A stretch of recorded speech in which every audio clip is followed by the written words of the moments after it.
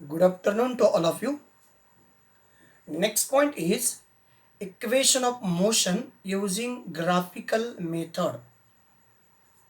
How to solve the equation of motion? न्यूटन्सनी सांगितलेले आहेत मोशनशी related 3 equation. तर त्यापैकी पहिलं इक्वेशन आहे it is the relationship between displacement and time.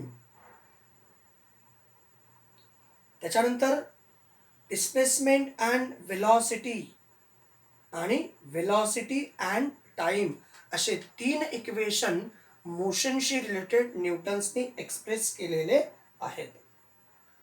So these equations of motion, these 3 equations of motion, it is related to these 3 equation of motion is related to displacement, velocity and acceleration. कशा कशाशी related आहेत?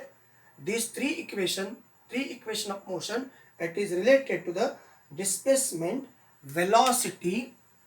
कशाशी related आहेत? Displacement, त्याच्यानंतर velocity and acceleration with time.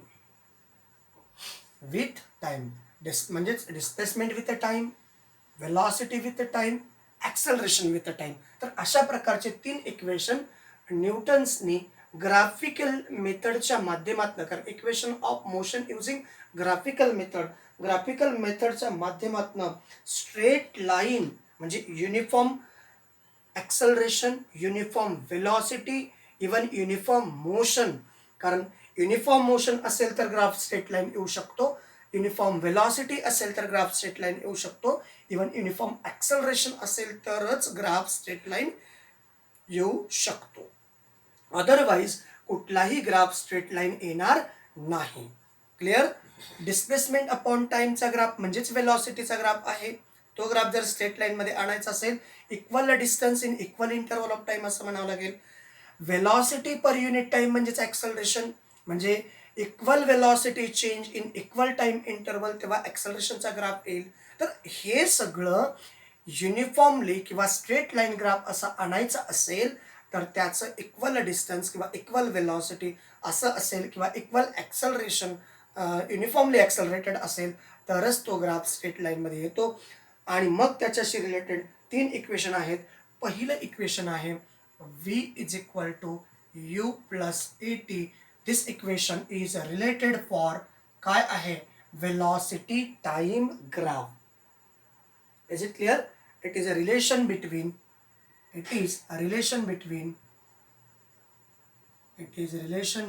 कोणाकोणाचं relation आहे?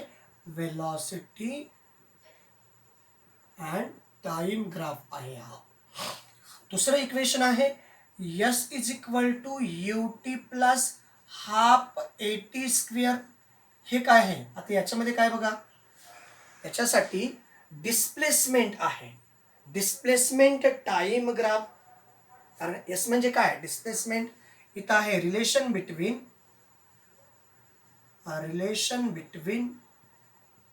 Displacement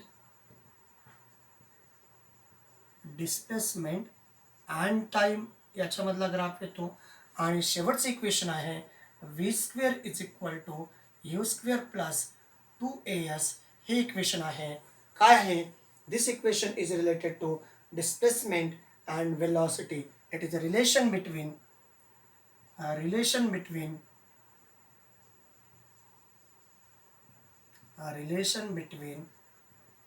displacement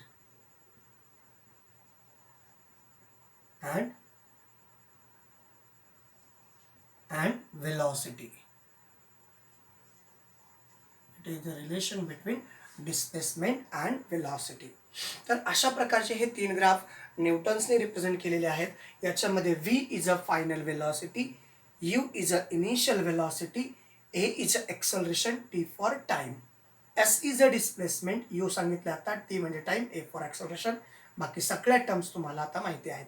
u म्हणजे काय? u म्हणजे इनिशियल वेलॉसिटी, v म्हणजे final velocity, A for acceleration, T for time and S for displacement. तर या प्रकारचे हे 3 ग्राफ आपण ग्राफिकल मेथडच्या माध्यमातून सॉल्व करणार आहोत. हे 3 इक्वेशन आपण ग्राफिकल मेथडच्या माध्यमातून सॉल्व करणार आहोत. आणि तो ग्राफ कसा असला पाहिजे? स्ट्रेट लाईन असला पाहिजे, uniform velocity, uniform distance, uniformly accelerated असलं पाहिजे. अदरवाईज त्या इक्वेशन आपल्याला सॉल्व करता येणार नाही. ह्या कन्सेप्ट फक्त युनिफॉर्म मोशन, युनिफॉर्म ॲक्सलरेशन आणि युनिफॉर्म वेलॉसिटीशी रिलेटेड आहे. तर ग्राफ असा आहे, पहा ग्राफ असा आहे.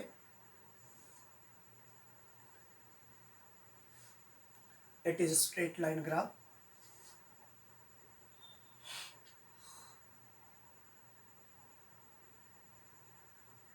असा ग्राफ काढलेला आहे या ठिकाणी.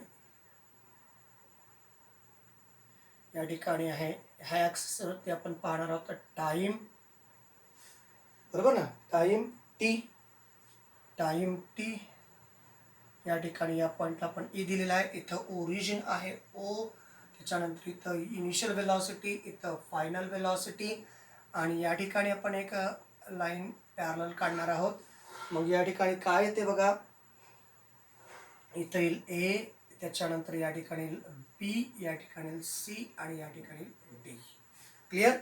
That is a graph and it is a straight line graph, not a start from origin after certain interval. म्हणजे एवढा गॅप ठेवला आहे, कारण इथं जर म्हटलं तर इनिशियल वेलॉसिटी काय येईल? 0 येईल. आणि इनिशियल वेलॉसिटी 0 असेल तर कॅल्क्युलेशन करायला इझी नाही आहे. पण आता सध्या मोशनमध्ये आहे, काही ना काहीतरी त्याची इनिशियल वेलॉसिटी आहे.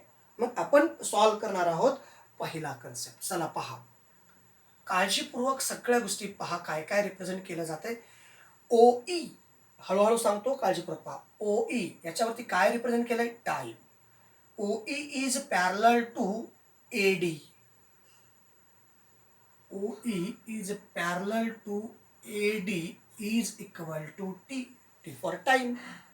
कारण OE या ॲक्सिसवरती आपण टाइम रिप्रेझेंट करतो.